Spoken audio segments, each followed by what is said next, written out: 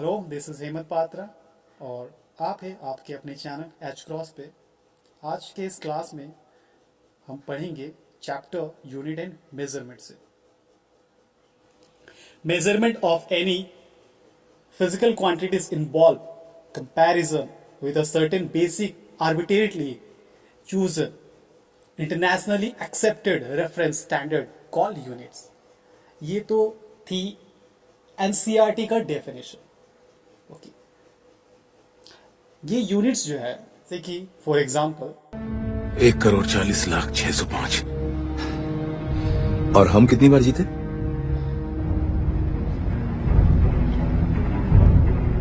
एक बार।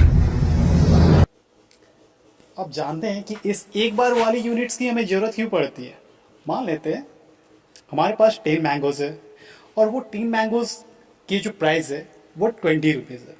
तो अगर मैं पूछूंगा आपसे कि 100 मैंगोज को के प्राइस कितने होंगे तो आप क्या करोगे? आप 1 मैंगो का प्राइस निकालोगे, सिंपली 20 से 10 को डिवाइड करोगे, that is 1 mango, that means 1 mango की इसका प्राइस आप निकाल लिए।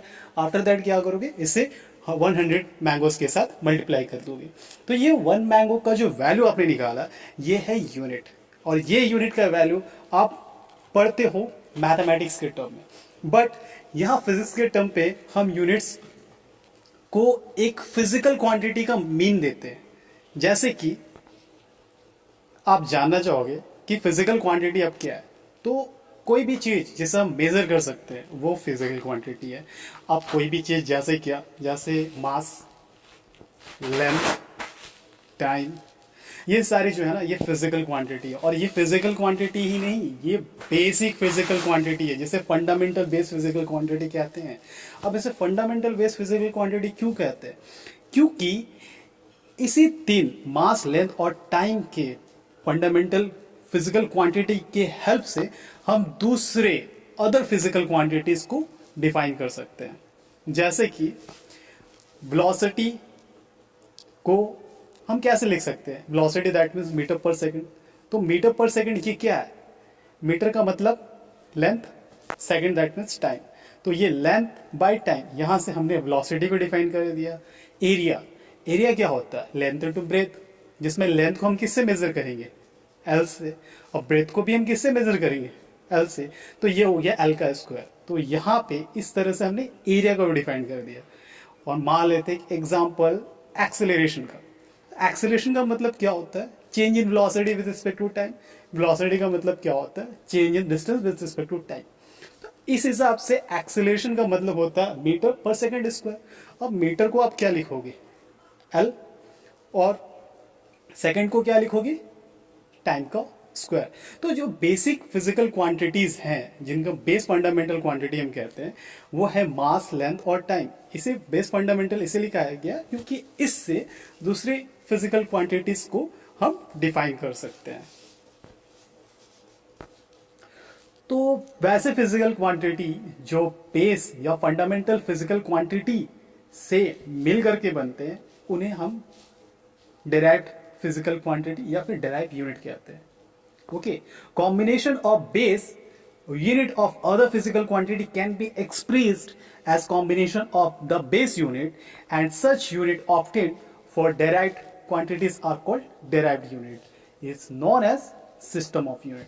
हमारे पास सिस्टम ऑफ यूनिट तीन तरह के होंगे। जैसे सिस्टम ऑफ यूनिट का मतलब ये होता है कि इनको इंटरनेशनली का मतलब ये है कि जो सिस्टम ऑफ यूनिट्स इंडिया पे यूज हो रहा है वही सिस्टम ऑफ यूनिट अमेरिका पे या फिर यूके पे या ऑस्ट्रेलिया पे यूज हो रहा है। सपोज मान लेते हैं कि 1 मीटर का जो लेंथ है that is equal to 100 centimetre. तो ये 100 सेंटीमीटर ये इक्वल होगा, आप अगर इस 1 मीटर के लेंथ को मेजर करते हो इंडिया पे या फिर ऑस्ट्रेलिया पे या फिर अमेरिका पे, तो ये है, इसीलिए हम इसे कहते हैं इंटरनेशनल स्टैंडर्ड यूनिट। ओके, इस इंटरनेशनल स्टैंडर्ड यूनिट के अंडर में आते हैं सीजीएस सिस्टम, जिसे हम कहते हैं centimetre gram second. SPS system, जिसे हम कहते हैं foot pound and second. MKS system, जिसे हम कहते हैं मीटर किलोग्राम एंड सेकंड। तो ये तो बात हो गई कुछ यूनिट्स के बारे में। अब हम जानते हैं कि ये जो यूनिट्स है जिससे हम फिजिकल क्वांटिटी को मेजर करते हैं, इसका ज़रूरत कैसे पड़ा।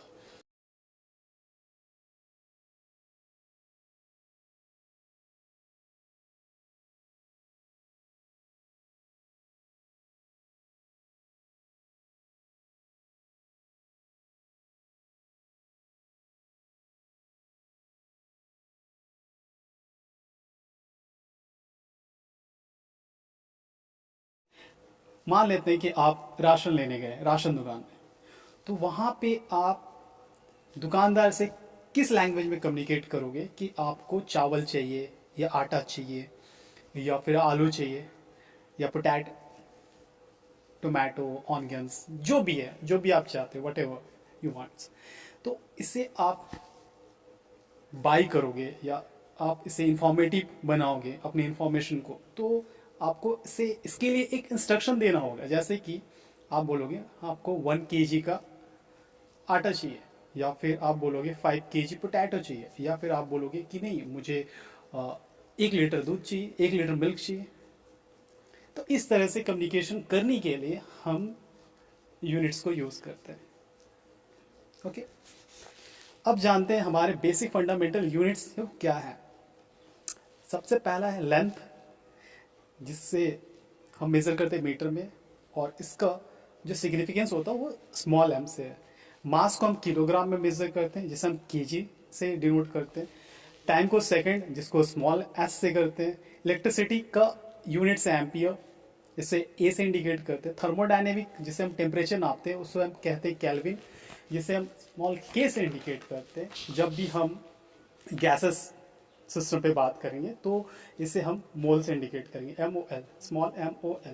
लुमिनस, लुमिनस कैंडला, ये इंटेंसिटी ऑफ लाइट को मेजर करता है, जिसे हम CD कहते हैं।